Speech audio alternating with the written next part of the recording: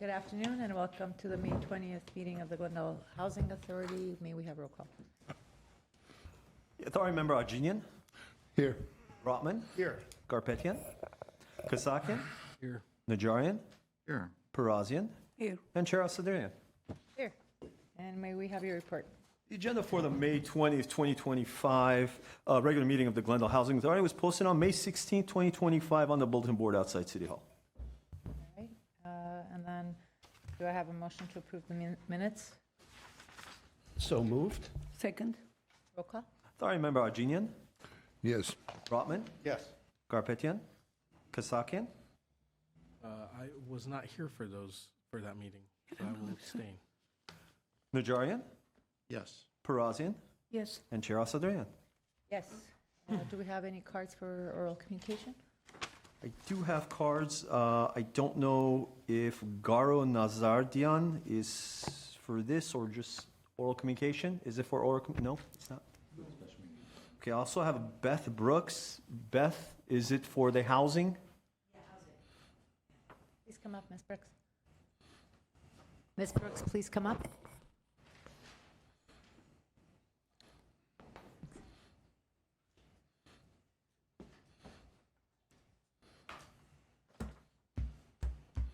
Beth, you have 5 minutes. No, I just, I listened to the budget meeting in and out of like 3 doctor's appointments, and then at the end, my phone died before I can make public comments. So maybe I missed this because this is the Housing Authority, and I remember you nodded your head when I said, couldn't I come to this body to talk about helping renters? I don't know did the housing director talk about money for renters at all in the budget? Was there any? You don't have to answer because I know you don't answer, but that was my, question to you today in oral communications. Was there any money earmarked for renters? Because there's a lot of money floating around. There's a lot of money. And, I'm guessing there wasn't any money there because there's money for roofs and bathroom renovations and this thing and that thing. And I'm guessing there wasn't any money. And I'd like to know why. Because I'm sure she or he, I think it's a woman, is aware of struggling renters in this city, especially the elderly. And I'm also assuming that the way the budget goes, because there doesn't seem to be any public input, I don't remember, the public being consulted about, I know you had a survey or a poll. I don't know how that figured into the budget, but as far as I know, being very ignorant about, accounting, that I guess the department heads tell you, hey, we want this money. And then, they just spend it. And so you're basically counting, and because everybody wants money, everybody wants free money. It's like, here's our $1.2 billion. There are fixed costs, and then the rest of it is, I'd like this, and I'd like that, and I'd like this, especially when government money is like monopoly money. It's not related to you. It's not your money. You're not spending your money. You're not going to the store and saying, God, that's really expensive. You're doling it out, and the department heads are going to ask for whatever they can. When I see $2 million for, putting art projects in Glendale, I just want to, shoot myself, because I think that's what I saw. Because you could take that $2 million and do a lot of things with that. You can't? Well, there are lots of, I don't believe in waiting every 4 years to change things. Okay, that's the stuff from the apartment, the developers? Yeah, okay, so then something else. Something else, because he discussed it with me, yeah, so that's the money? Okay, forget that then. But that there is no money for renters, and what is the housing director doing then if she's not helping to take care of renters? I don't know. I don't know what to say, because I'm sure she was consulted. I know the Housing Authority deals with Section 8, and things like that, affordable housing. But I don't know why she's MIA. Maybe she's not. I missed it. Several doctors. But, as far as I know, there wasn't any money that I heard about going to help renters. So that's my question. And also my comment, then, because it's oral communications about the budget, is that I would think there should be a give and take with the public, how the money is spent. That first you go to the public and say, what do you think? What would you like to see? What do you think is missing here? And then the departments, and you go back and forth. all of a sudden there's a budget meeting and I'm sure everything will just go through, or cuts and payments, and the public has no input. I don't know, maybe they did and I missed it, but the public has no input in how the money is spent. 50,000 goes to this because the department head said, you know, I think I need 50,000. What? Why? Can't, and if they don't, and they're gonna then use all of it. You know, if you give people 50,000, they'll spend 50,000. I know, he's looking at you and you're looking at him, you know, but I don't know. So I'm coming up here saying I don't know, but I would hope that in the future, or before you finalize a budget, that this goes back and forth. I don't think you should just leave it up to the department. I'm gonna be honest. I think you need an independent, private commission or committee to see how to do this more cost efficiently, and to also check to see how you're spending the money. I really do. I think that would be great. Thank you. If I can clarify and then Okay. give you, Ms. Brooks? There was a lot provided to us today. One of the decisions we made was that we need to digest everything and then be able to have that thorough conversation with staff. During the last budget session, not this morning's, staff also had brought a list of items that council had requested for it to be part of discussion during the budget sessions. So I know that there's a rent subsidy initiative that we're waiting for staff to bring back, and Mr. Galanian's been looking at me. I think he wants to say a few words. Okay. But this is a process, and we weren't just taking what was provided to us. We're going to have a thorough conversation in the upcoming sessions. Okay, thank you. Okay. Thank you. Mr. Galanian. Thank you, Housing Chair Saturian. Two things. Mr. Bradley Calvert, our Community Development Director, is in charge of Housing Division.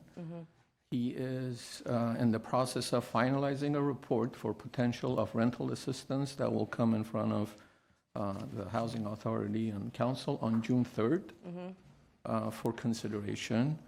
And as far as budget study sessions are concerned, they're open to the public. We encourage public to engage and comment and attend these meetings and make their opinion known to council. It's not a closed session meeting. Since I can't answer, but can I answer? Can I say that? But you've made the numbers known already, so Madam we Chair, didn't there can't be input back and anything. forth. Yeah. Yeah, Okay, Yeah, I'm we allowing didn't it. input anything. understood. Thank you. Okay, thank you. Did you want to? No, Okay, no. we're good? Okay, It was covered. thank you. Do we have any? Chair Asadrian, we have no callers, no more cards. All right, seeing no other items, do I have an adjournment? A motion to adjourn? Move to adjourn? Second. All right. Next. All right. Next. As the header is prepared, we'll just start. Next, welcome, and I call to order the joint meeting of the Glendale City Council and the Glendale Housing Authority for May 20th, 2025. May we have a roll call for the council? Council members Asadrian, Here? Brotman, Here. Garpetian, Kasakian, Here. and Mayor Najarian. Here. Sorry, Oh, and for the Housing Authority? Authority members Ajinian, Here. Brotman, Here. Garpetian, Kasakian, Najarian, Here. Parazian, Here. and Chair Asadrian. Here. May we have your report? Posting of the agenda. The agenda for the Tuesday, May 20th, 2025 joint public meeting of the City Council and Housing Authority was posted on May 16th, 2025 on the bulletin board outside City Hall. And would you read the first item, please? Item number 1 is community development regarding approval of appropriate affordable housing funds in the support of Metro Loma Apartments in affordable housing project located at 328 Mira Loma Avenue, currently in default and under threat of first mortgage foreclosure. Housing Authority motion authorizing purchase of first deed trust loan held by CCRC. 2, City Council resolution of appropriation in the amount of $1,373,891. And number 3, City Council motion authorizing release of funds. Thank you. Mr. Galanian. Yes, good afternoon again. Mayor Najarian, members of council. Chair Asaturian, members of the Housing Authority. I'm just going to turn it over to Mike Fortney, Deputy Director of Community Development in charge of housing. Thank you, City Manager.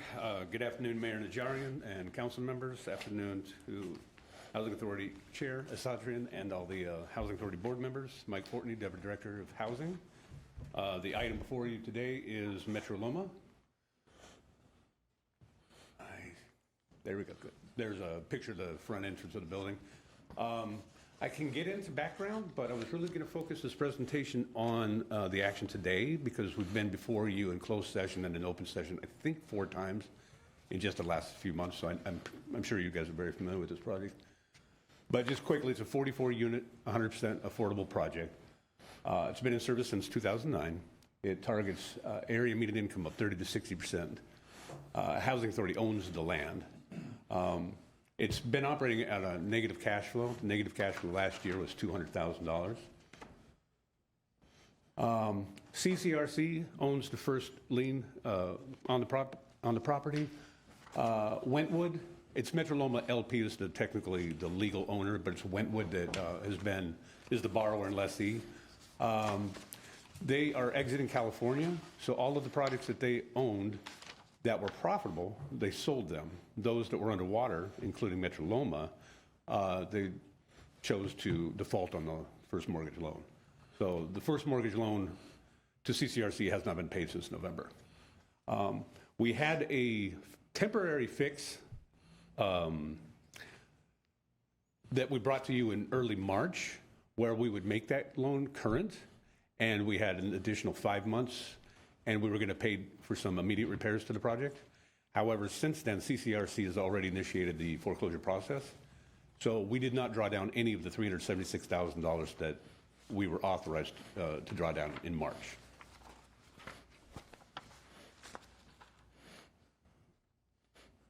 Did you get it? There it goes. So to go through the loans real quick, again, CCRC is in first position. Original loan amount is $1.89 million.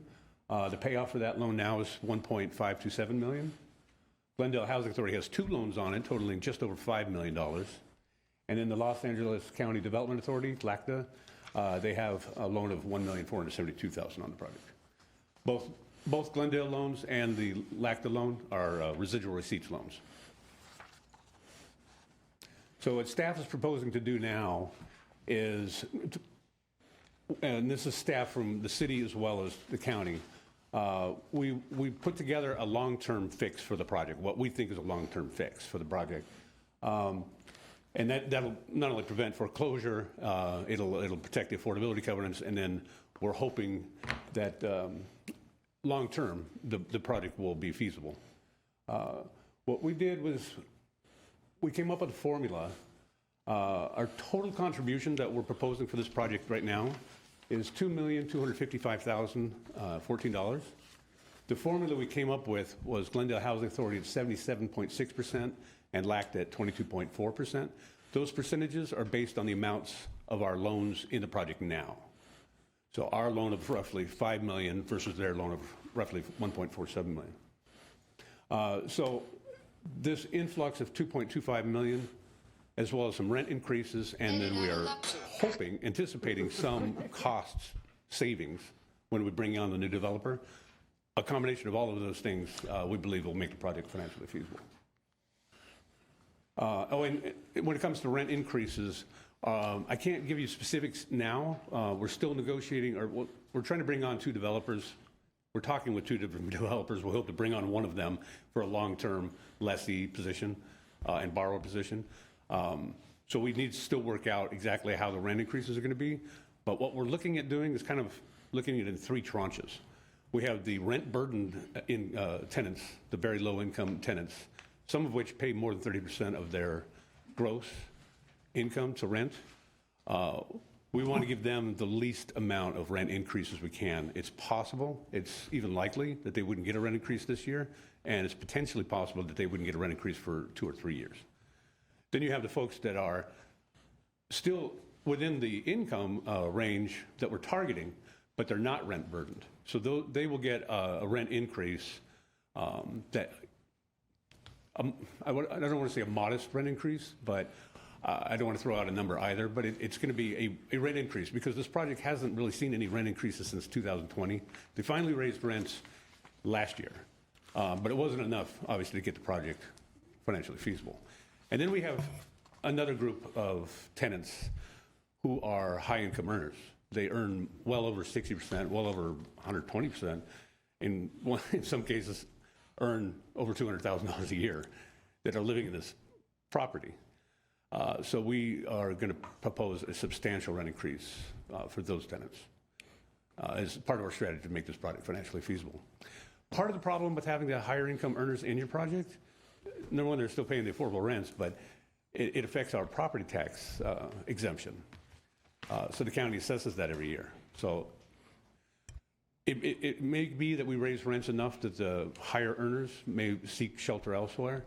And in that case, we would bring somebody in that was actually income qualifying, and we would recover some of our tax exemption. So this budget here is what we've put together. Originally, what we were going to do is staff, our Glendale and the county, we were going to run the pro forma or the pro rata numbers all the way down the board. But we made a decision last week. It would be much cleaner and easier if the Housing Authority was the sole purchaser of the note. So Glendale's purchasing the note under our proposal, and then LACTA is funding fully the P&A reserve and the transition reserve, and then the rest of the reserves and the associated costs are on that pro rata formula. So the aggregate amount that's going into the project, the $1.74 million that we're asking from the Housing Authority, which includes the $376,000 that you've already approved. I lost my train of thought. So, no, so the aggregates are based on that 77.6%, that 22.4% pro rata that I had shared before. So, and then I can get into some of these line items if you'd like. The P&A reserve, we had a property assessment done on it, and it called out about $220,000 worth of immediate repairs for the project. So that 240 is that 220 plus about a 10% contingency. Transition reserve. This is a reserve that we're trying to anticipate any lost revenue or any additional costs in the transition period from taking out the old lessee and bringing on the new lessee. Projects always have a replacement reserve and an operating reserve. Currently, the project has a $60,000 roughly balance of $60,000 in the replacement reserve. We are proposing to put another $110,000 into it. That would get the project to where it should be in terms of its replacement reserves. So that's $250 per unit per year, $250 per month for 17 years. Operating reserve, again, this is a small amount that we're asking. It's $27,500. That would go in addition to the approximate $50,000 that the project already has in its operating reserve. The transaction fee, we're trying to bring on a new developer, and we're trying to make this attractive enough for them to come on and take over lessee/borrower position and manage the project. So we want to cover, we don't want them to come out of pocket in order to do this. So that transaction fee is the amount we anticipate that would go to the new developer to cover their costs, hiring a new resident manager, new office, all the utilities, all the costs that they would incur. And then we just put in that dollar amount for closing costs and contingency. So grand total for the project, we think $2.255 million, of which Glendale's share would be $1.74 million. And again, today we're only asking for $1,373,891 because we're backing out the $376,000 that you approved in March. So with that, I'm happy to answer your questions. Thank you, Mike. We, just so everyone knows, this has come to closed session for several rounds. Yes. And we have been briefed and have learned about this. It's been probably about 2 months, I think, or maybe more. So what you're saying is certainly something we've heard before. To members of the public who maybe aren't as experienced in understanding this financial component of this, can I stated in just a few sentences, and you correct me if I'm wrong, that we gave a loan for the construction of this low-income housing. A loan, an operator began to manage the building. The operator was losing money. We've heard some of the reasons was he wasn't raising his rents appropriately during the COVID time. He decided to jump and bail out of this, leading the lender to threaten foreclosure. If a foreclosure occurs, that building is taken away from us, our loans are extinguished as a second and a third loan due to the nature of foreclosure, and we would most likely see all the affordability of that building gone. It would be a market rate building. What you proposed to us and what you informed us is that if we jump in, as we're doing now, buy that loan that is being defaulted on and begin the management with our partner, LACDA, kicking in their appropriate share that they had on the third loan, the third trust deed, and we're taking it over with the main goal to preserve the affordability of that building with some, of course, rent modifications to make sure it's a not profitable, but it's a enterprise that is not losing money and failing like it was before. Does that pretty much put it, did I leave out anything that's important in that? I would agree with everything that you said. I would just say that in case of foreclosure, we would lose the affordability covenants, no doubt about it. It's potential that we could get repaid part of our loans, but it's not guaranteed. Okay. Other than that, I agree with everything you say. Some in the public have said this is a bailout and that we're bailing out the person, what was the name of the entity? Wentwood? Metro Loma LP. Metro Loma LP Loma. technically, but That Wentwood, we're yeah. bailing them out. And looking at it, one might think, oh, well, we're putting city money in and we're bailing them out. But at least in my mind, and I think many of my colleagues, and they can speak to that, the entire purpose is to preserve affordability in a housing market that is devastatingly difficult for those to find affordable. That's exactly our goal at the staff level, and I think we love. Mr. Brown? Yeah, I was actually going to do the same thing, so I'm glad you did what you did. But I would say, yeah, to those who say this is a bailout, I think Metro Loma LP, which is the defaulting party, is transferring their loan to us. I think the extent of the bailout they're getting is $100. And that's just the transaction fee or something. We had to put some dollar amount legally to be able to transfer that loan to us. So there is no bailout as far as the borrower lessee is concerned. To the extent the project is being bailed out, we're bailing out ourselves to some extent because we could potentially lose our own loan, as you just said. And we are preserving, 44 units that are currently affordable and would not be affordable, and that is that serves an important public interest. So, yeah, I think that just needs to be said. And also the loans that we're making, this money is not just being handed over to somebody. These are loans that we're making into the project that do accrue interest, and over time, as long as the project is successful, which I think we can make sure it is, we'll get that money back. So this is a win-win. And the last thing I want to say is, thank God we have you, because this is very complicated. There are a lot of parties to this. Parties, at least a couple of them, who were not very cooperative as you were going through this. I know you had to, what's the term? You kind of had to move around your position, as things changed.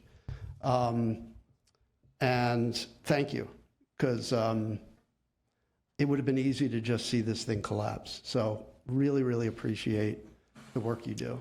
I appreciate that, Councilmember Brotman, I really do.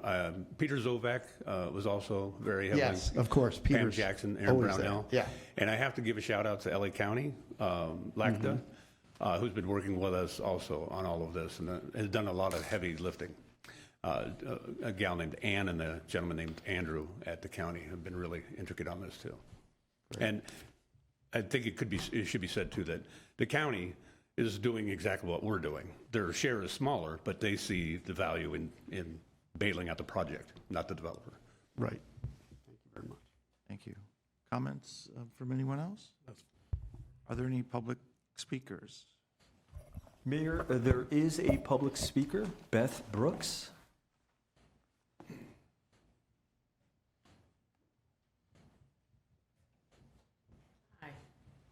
Yeah, I didn't see in the presentation how many of the apartments out of the 44 are actually affordable, and is that like HUD affordability that they have Section 8? Or it's just, as far as rents are concerned, they're considered affordable in a certain, scale? Because I think from one meeting I was at in March, I think it was half of the apartments. I think it was 22 out of 44, I think. But I didn't see anything here as to, it's one thing, and I understand now it's not a bailout. I understand, and you're right, to take it over, but it's another to say, because we want to preserve affordability when, most people are living in unaffordable rents, in the city of Glendale. Is it 5 apartments? Is it 10 apartments? Is it 22? I would just be interested to know what you're talking about, because there's also a 10% cap, I believe, in California as to how much you can raise the rent anyway. So you're only going to get 10% out of, the people who make $200,000 or more. They're still going to just pay 10% more, and they didn't pay anything for 5 years. So as far as I know, they said from 2020 to 2025, they didn't get a rental increase. So I would just like to know how many affordable apartments are you actually saving with this? I think you have to do it, but I think it's important to know the number. Thank you. Yes, Mr. Brotman. Do you have the answers? They're Or should we they're ask? all affordable, 100%. It's a 100% affordable project. It's complicated how affordability works. I would prefer to be able to explain this to you sometime offline, but I can do that, and I'm happy to do that. But they are all affordable units, 100%. And we are not subject, affordable projects are not subject to the same rent caps and all that. So you mentioned 10%. It's very different, but it's complicated and not something we can really explain now. But your questions are always very good ones, and they're genuine questions, and I would like to be able to answer them so you don't come back again and again and ask the same question. That's correct. And I just want to add that although these aren't Section 8 affordable, there are some residents, I believe, who have Section 8 and who have the affordable unit. So it's a double win for those who are fortunate to have both of those. Okay, thank you. So we have a couple housing authority resolutions and a council resolution. I'll move the housing authority motion authorizing the purchase of the first deed trust loan. I'll second that. All right, roll call. Councilmember Asadrian, Yes. Brotman, Yes. Garpetian, Kasakian, and Mayor Najarian. Yes. That was that the housing authority motion he made? That was housing authority motion, so we have 2 more votes to take. Right, but he didn't take roll for housing, for the housing For authority. council. He took roll for the council. Okay, so let's add the 2 housing. Authority Member Ajinian Yes. and Perazzian. Yes. Okay. Next are the 2 council items, the resolution and the motion. I'll move both. Second. Roll call?